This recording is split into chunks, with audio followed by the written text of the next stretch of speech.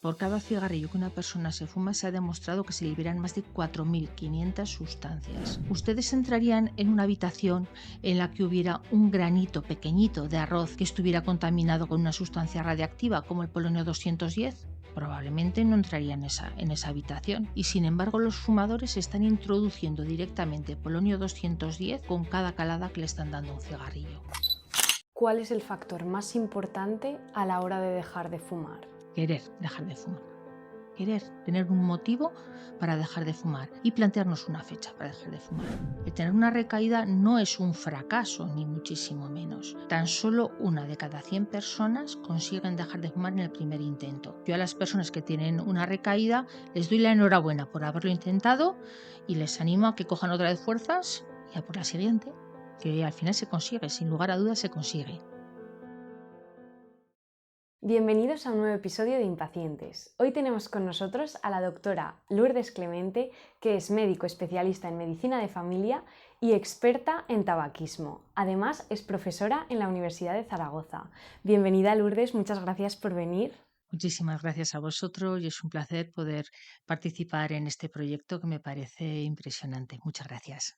La primera pregunta que queremos hacerte, Lourdes, es ¿por qué es importante dejar de fumar y qué consecuencias tiene el tabaco sobre nuestra salud? Muy bien, dejar de fumar es la decisión más importante que un fumador puede tomar de cara a mejorar su salud.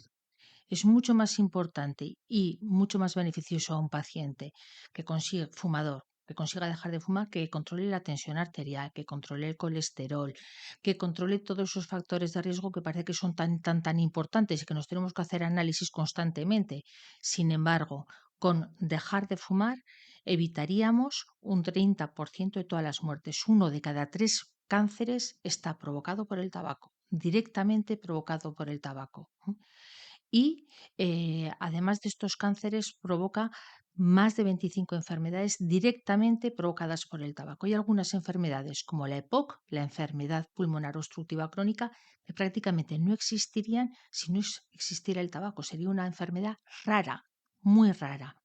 Y como eso, pues otro tipo de patologías, porque se ha demostrado que el tabaco afecta desde lo que son los ojos hasta la puntita del dedo gordo del pie. ¿Eh?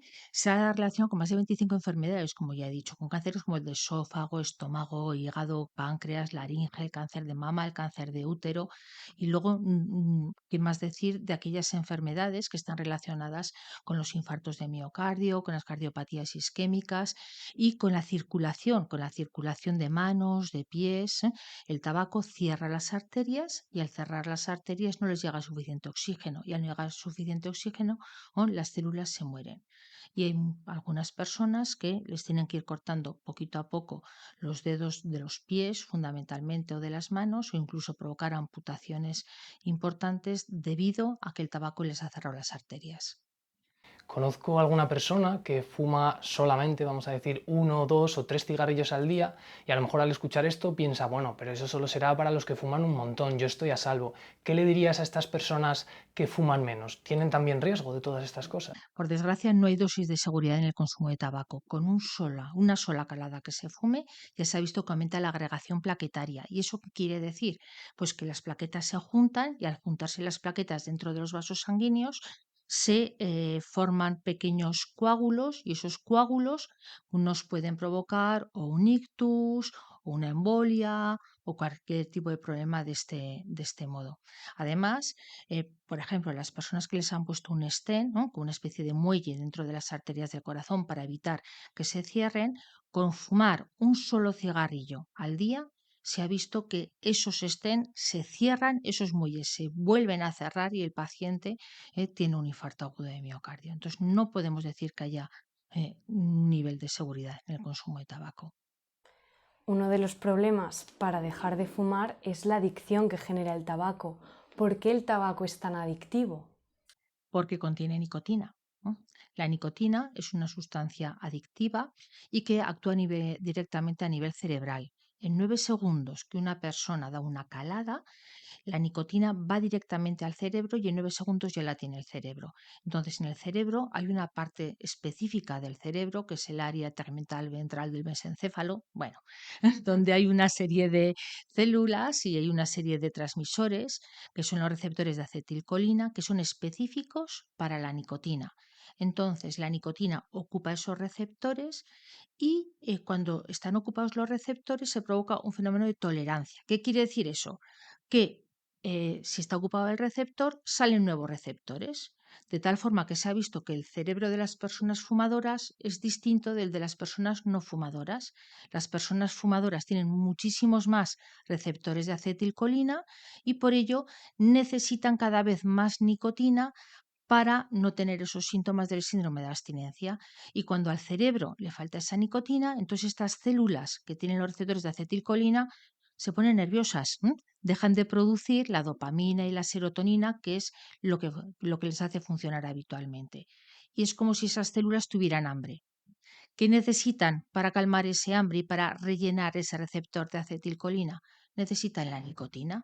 En el momento en el que ya está ocupado el receptor, ya esa célula tiene su alimento, entre comillas, que es la nicotina, ya se queda tranquila por un ratito, hasta que de nuevo se libera esa nicotina del receptor y otra vez el paciente vuelve a tener necesidad de fumar, porque otra vez su neurona le está pidiendo esa nicotina. Hemos hablado de la nicotina, que puede que sea la principal responsable de esta adicción, pero ¿qué hay del resto de componentes del tabaco? ¿Cuál es su efecto? Pues son muchísimos. Por cada cigarrillo que una persona se fuma se ha demostrado que se liberan más de 4.500 sustancias. 4.500 sustancias tóxicas, la mayor parte de ellas. Sustancias como, por ejemplo, pues el cianuro. Yo les preguntaría a ustedes, ¿alguno de ustedes se compraría una botella de leche con una gotita de cianuro? Pero una gotita muy pequeña, ¿eh? Y fueran bebiendo todos los días de esa botella de leche que tiene pequeñas cantidades de cianuro. Pues lo están haciendo, los fumadores lo están haciendo, pero lo están haciendo con cada calada de cada cigarrillo que se están fumando. Y lo mismo diría con butano, ¿no? Ustedes entrarían unas 200 veces al día en una habitación que tuviera mucho butano, ¿no? Pero nada, entrar y salir, entrar y salir, entrar y salir, ¿no? Por cada cigarrillo son unas 10 caladas. Un fumador de 20 cigarrillos son unas 200 caladas al día. ¿Lo harían? ¿Ustedes entrarían en una habitación en la que hubiera un granito pequeñito de arroz que estuviera contaminado con una sustancia radiactiva como el polonio 210? Probablemente no entrarían en esa habitación. Y sin embargo, los fumadores están introduciendo directamente polonio 210 dentro de su organismo con cada calada que le están dando a un cigarrillo. Estas sustancias, imagínense, ¿no?, el poder que tienen de actuar como veneno y de provocar mutaciones en el organismo, que hay algunas que directamente provocan cáncer, pero hay otras que lo que hacen es crear procarcinógenos. Es decir, que necesitan esa otra sustancia para modificarla y convertirla en un cáncer. Pues de todo esto tiene el tabaco. Aunque tenga nombres muy raros, todo esto lo provoca y lo contiene el tabaco. En cada calada. O sea, es muy fuerte y espero que contando con esta claridad a la gente le convenzas de dejar de fumar, por favor. Es que meterte eso al cuerpo. Efectivamente, pero no solo metértelo una vez, es que con cada calada te estás metiendo 4.500 sustancias, ¿no? Multiplica por 10 caladas cada cigarrillo y multiplica por el número de cigarrillos que cada persona consume. Eso va directamente a la sangre y no se queda únicamente en los pulmones, que mucha gente dice, ah, nada, esto es solo el pulmón, un poco la garganta y toso y ya está. No, no, no, que se distribuye por todo el organismo, por ello afecta a todo el organismo. Y según tu experiencia, ¿cuál es el factor más importante a la hora de dejar de fumar? Querer dejar de fumar. Querer tener un motivo para dejar de fumar. El motivo puede ser intrínseco, puede ser uno mismo, el que por un momento determinado decide dejar de fumar. O puede ser por los hijos, o puede ser por los nietos, o puede ser porque se enfade con la industria del tabaco. Lo que sea, lo que hace falta es querer dejar de fumar y tener un motivo. Y plantearnos una fecha para dejar de fumar. Yo, a partir de este día, he decidido dejar de fumar y voy a dejar de fumar por este y por este motivo. Y si otros han podido, yo también puedo, porque no soy menos que nadie. Un buen momento para dejar de fumar quizá podría ser el embarazo, ¿no? Porque ¿qué consecuencias puede tener el que la madre esté fumando durante el embarazo? Sobre ella ya lo hemos hablado, pero sobre el bebé en este caso. A ver, no solo que la madre esté fumando, sino que también el padre esté fumando. Porque es importante que a la hora de la concepción tanto el padre como la madre no fumen, porque esa madre está, aunque ella no fume, está inhalando el humo de su pareja. Y eso hace que ese humo también pase a la sangre de la madre y también llega al feto. Y puede provocar, pues, incluso lo que se llama el síndrome fetal, que implica del fumador, del niño fetal, que implica pues niños con bajo peso al nacer, con labio leporino, con malformaciones cardíacas, con multitud de enfermedades. Incluso se ha visto que los hijos de padres fumadores tienen mayores problemas de salud mental que los hijos de padres no fumadores. ¿Por qué? Porque ese oxígeno que en los primeros meses de su concepción no les ha llegado adecuadamente al cerebro y además esos tóxicos que le han pasado a la sangre, se ha visto que afectan a la función del cerebro y a la formación del cerebro del niño y que condiciona conductas posteriores a lo largo de su vida. Pongamos que a alguien le estamos convenciendo, ¿no? Y se plantea dejar de fumar. Esto no va a ser fácil porque va a tener que vencer diferentes tipos de dependencia. ¿Cuáles son estos tipos de dependencia y cuál suele ser la más difícil de vencer? Depende de cada persona. ¿Qué tipos de dependencia hay? Pues está la dependencia física, que es la que está condicionada por el síndrome de abstinencia, la que está motivada por la nicotina. Luego está la dependencia psicológica, que esa muchas veces es incluso más difícil que quitar que la dependencia física, porque hay personas que tienen tan asociados determinados momentos de su vida con el tabaco que se consideran incapaces de superar esa situación sin un cigarrillo. ¿Cómo me voy a presentar al MIR si no estoy fumando? Porque los médicos, ustedes se preguntarán, ¿por qué los médicos fuman después de lo que nos está diciendo la doctora Clemente? Pues fuman porque primero se hicieron fumadores y después se hicieron médicos. Y los médicos también somos humanos. Y también tenemos receptores de acetilcolina en el cerebro. Y también tenemos que superar un síndrome de abstinencia. Entonces, la dependencia física es o sea, psicológica es la que nos dificulta y la que creemos que vamos a ser incapaces de superar una situación sin ese cigarrillo que es ese cigarrillo mediador o que nos apoya, aunque en realidad las personas que necesitan, por ejemplo, realizar un gran esfuerzo mental, como por ejemplo para aprobar el MIR o aprobar unas oposiciones, tienen menos oxígeno al cerebro. Al tener menos oxígeno en el cerebro, tienen menor capacidad mental. Se ha visto que las personas que dejan de fumar aumenta su memoria y aumenta su capacidad de resolver problemas. Así que eso es otro de los mitos que hay en relación con el tabaco. Luego está la dependencia social, ese cigarrillo mediador, ese cigarrillo que venga, vamos a echarnos un cigarrito, ya hablamos un poquito. Bueno, pues está ahí. Hay personas que, pues que les cuesta poder mantener una conversación simple si no es con ese cigarrillo que parece que ella, ¿sabes dónde poner las manos? Si ustedes se fijan en las fotos de los años 70, sobre todo en las fotos de empresa, se sorprenderán porque prácticamente todas las personas que salen en las fotos de empresa están con un cigarrillo en la mano. ¿Por qué? Porque es una situación un poco incómoda y parece que tienes ahí un cigarrillo, ya tienes algo que te acompaña. Y luego está el hábito o automatismo.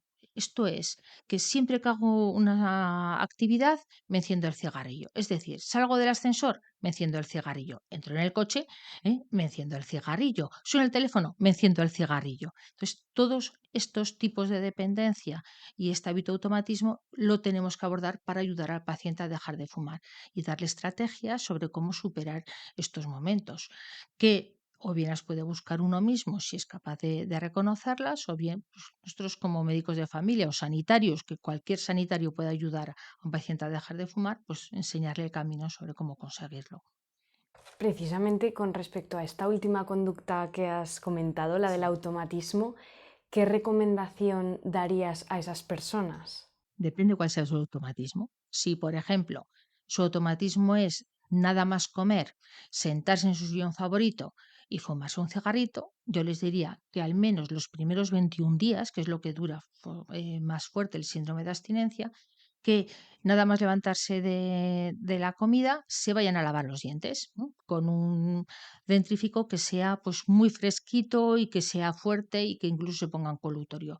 Y que luego, si aún a pesar de eso les sigue llamando el cigarrillo, en lugar de sentarse en su sillón favorito, que den una vuelta a la manzana.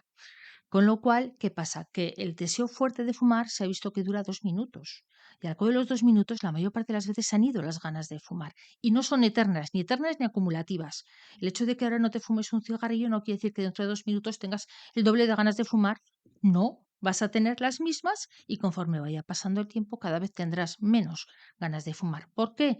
Porque volvemos otra vez a los receptores de acetilcolina, porque poco a poco se van cerrando y al irse cerrando poco a poco cada vez necesitan menos nicotina hasta que llega un momento en el que ya no la necesitan. Un sustituto muy común al tabaco en gente que quiere dejarlo hoy en día suelen ser los vapers, cigarrillos electrónicos, y la gente yo veo un poco que los utilizan pensando que son más sanos. ¿Son perjudiciales también estos sustitutos? Pues sí, por desgracia son también perjudiciales porque la composición que tienen los vapers no es únicamente nicotina, ni es vapor de agua, ni muchísimo menos, no es vapor de agua, ni siquiera los que no contienen nicotina. Se han descubierto y se han analizado este tipo de productos y se ha visto que tienen productos cancerígenos y como anilinas y otro tipo y acetil, otro tipo de tóxicos y de cancerígenos. Y esto hace, nitrosaminas, por ejemplo, que hace que no podamos decir que son seguros. Se ha demostrado que este tipo de sustancias provocan cáncer. No sabemos cuánto tiempo tiene que pasar hasta que se desarrolle el cáncer, pero sí que sabemos que contiene sustancias cancerígenas. Entonces no lo podemos recomendar. Y en relación con esto de sustituir unas cosas con otras, hay gente que al dejar de fumar le da por comer más. ¿Es verdad que dejar de fumar engorda? Relativamente sí, pero ¿cuánto se engorda por dejar de fumar? Entre 2 kilos y 2,5 kilos. Todo lo que se engorde más de 2 kilos, 2,5 kilos es porque no se han llevado las recomendaciones que damos y porque se ha comido más de lo que se debería de comer. Entonces, ¿qué tenemos que hacer? Si cuando nos apetece picar, necesitamos picar, entonces si nos apetece dulce, entonces nos vamos a ir a los cereales integrales. Pero cuanto más integrales, mejor. De estos tipo que son como unas tiritas, que son todo fibra, y en lugar de coger un puñado y comértelos a puñados o poner un bol con leche y todo, no, no, cogemos uno y nos lo comemos así, chi, como si fuera un ratoncito. ¿Para qué? Para cubrir el componente boca-mano que tiene el cigarrillo, porque en realidad el paciente en ese momento no tiene hambre, ¿eh? Lo que tiene es síndrome de abstinencia y tenemos que cubrir ese componente boca-mano, ¿no?, del cigarrillo. Que se cansan de los cereales integrales, si pues además con virutitas de chocolate. Porque el chocolate, al dejar de fumar, los receptores del chocolate están muy cerca de los de la nicotina y ama mucho el chocolate. Entonces, tiene que ser con virutitas. No sirve coger la tableta de chocolate y venga tableta de chocolate para adentro. No, virutitas de chocolate para, ¿no?, cubrir esa necesidad de chocolate. También son muy buenas las frutas, sobre todo las frutas que tienen un componente manual importante. Por ejemplo, las mandarinas, las granadas son maravillosas, porque entre que las desgranamos y nos vamos comiendo granito a granito, pues también son muy buenas. La uva, pero la uva garnacha, la garnacha que es la más pequeñita, la que tiene muchas pepitas y son, son uvitas muy pequeñas, precisamente también para ese componente boca-mano. ¿Qué no podemos tomar? Por ejemplo, las pipas, los maíces, los cacahuetes, no es que sean malos. Lo que pasa es que son altamente caloríficos y al ser altamente caloríficos, en muy poquito tiempo nos estamos introduciendo una gran cantidad de calorías. Si nos apetece salado, en lugar de irnos a los frutos secos o de irnos al chorizo, a la rodajica de chorizo, de longaniza, ¿no?, que lo tenemos ahí tan aparente, o de jamón, aun quitándole la parte blanca, ¿qué vamos a utilizar? Encurtidos, pepinillos, cebolleta, remolacha, cualquiera de estas, excepto olivas ni aceitunas, ni verdes ni negras. ¿Por qué? Porque son muy buenas, pero efectivamente también son altamente caloríficas y también nos podría hacer aumentar de peso. ¿Y qué beneficios podrían aportar otros factores como el ejercicio, la meditación o la relajación a la hora de dejar de fumar? Pues podría aportar muchísimos beneficios para hacerle el camino mucho más sencillo al paciente. El ejercicio físico libera a nivel cerebral también dopamina, serotonina, toda esa serie de neurotransmisores que cuando el paciente tiene el síndrome de abstinencia le faltan. Si el paciente comienza a hacer ejercicio físico, por un lado, verá que cada vez puede hacer más ejercicio físico, que cada vez se ahoga menos. No hace falta el primer día irse a correr al parque, pero igual podemos empezar a caminar un poquito más rápido o empezar en el gimnasio, pero siempre poquito a poco, ¿eh? Porque luego nuestro organismo, conforme se vaya adaptando al ejercicio físico, irá liberando cada vez más neurotransmisores y más endorfinas y hará que nos encontremos mucho mejor. Por otro lado, ¿qué tal nos vendría, pues, por ejemplo, hacer relajación, hacer tai chi, hacer fenomenal, muy bien, ¿eh? Con esto, con estas medidas también se liberan estas endorfinas que hacen que superemos mucho mejor el síndrome de abstinencia y que nos encontremos mucho mejor con nosotros mismos, porque en realidad nos va a cambiar la vida. Nos va a cambiar la vida en todos los aspectos, no únicamente, desde el punto de vista físico, sino también psicológico, porque vamos a ver la vida de otra forma y vamos a disfrutar realmente de, por ejemplo, de lo bien que huelen las flores o de lo buena que está la comida. Las personas que fuman tienen parte de las papilas gustativas, las tienen deformadas y también de las papilas olfativas. Esto hace que sean capaces de distinguir muchísimo menos olores y muchísimos menos sabores que los que disfrutan las personas que no somos fumadoras.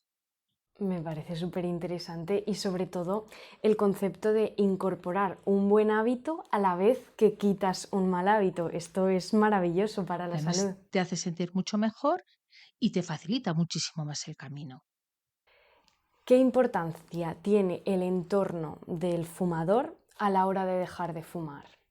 Pues también es muy importante. También es muy importante porque efectivamente el fumador, cuando está pasando el síndrome de abstinencia, lo está pasando mal. Y el primer día la gente de alrededor aún se acuerda, el segundo día se acuerda, pero el cuarto, quinto, décimo día que el paciente sigue teniendo su síndrome de abstinencia y que lo está pasando mal, si además sus compañeros, sus amigos le ofrecen un cigarrito, ostras, es muy duro, ¿eh? Es muy duro y es muy difícil saber decir que no.